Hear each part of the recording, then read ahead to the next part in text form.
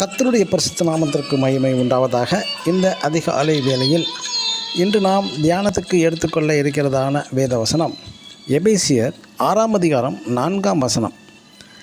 உங்கள் பிள்ளைகளை கோபப்படுத்தாமல் கர்த்தருக்கேற்ற சிட்சையில் வளர்ப்பீர்களாக. ஆமேன். இன்று அநேக பெற்றோர்கள் தங்கள் பிள்ளைகளை தங்களது நேரடி கண்காணிப்பில் வளர்ப்பதை தட்டி கழித்துவிட்டு ஹாஸ்டலில் சேர்த்து வளர்க்கிறார்கள். பிள்ளைகளுக்காக தான் நாங்கள் வேலை செய்கிறோமே என்பார்கள். அதிலும் சில ஊழியர்கள் செல்வது, எங்களது ஊழியத்திற்கு பிள்ளைகள் தடையாகி விடக்கூடாது என்று நாங்கள் ஹாஸ்டலில் சேர்த்து விட்டோம் என்பார்கள்.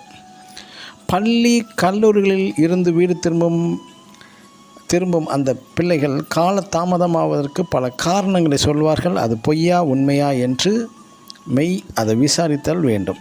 பிள்ளைகள் முன்னிலையில் பெற்றோர்கள் நீங்கள் சண்டையிடக்கூடாது.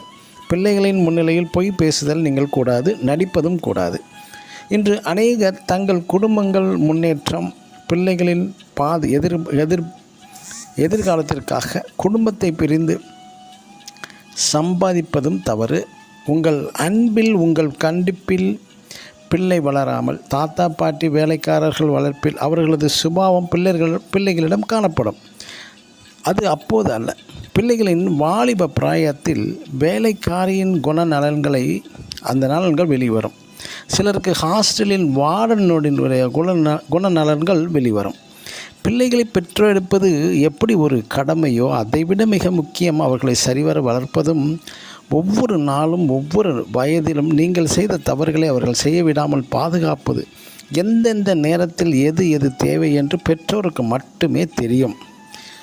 எல்லாவற்றுக்கும் மேலாக சிறு வயதிலிருந்தே உலகத்திலிருந்து வேறுபிரிக்கப்பட்ட அந்த சாமுவேல் தீர்க்கதரிசி போன்று கர்த்தருடைய வழிகளில் போதித்து வேத வசனத்தில் தேவ அன்பில் நடத்துங்கள்.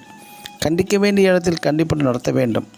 இதையே பரிசுத்த வேதமும் கர்த்தருக்கேற்ற சிட்சையிலும் போதனைகளிலும் வளர்ப்பீர்களாக என்று அப்போஸ்தலனாகிய பவுல் எபேசு சபையாருக்கு குறிப்பிடுகின்றார். ஆமேன். God bless you.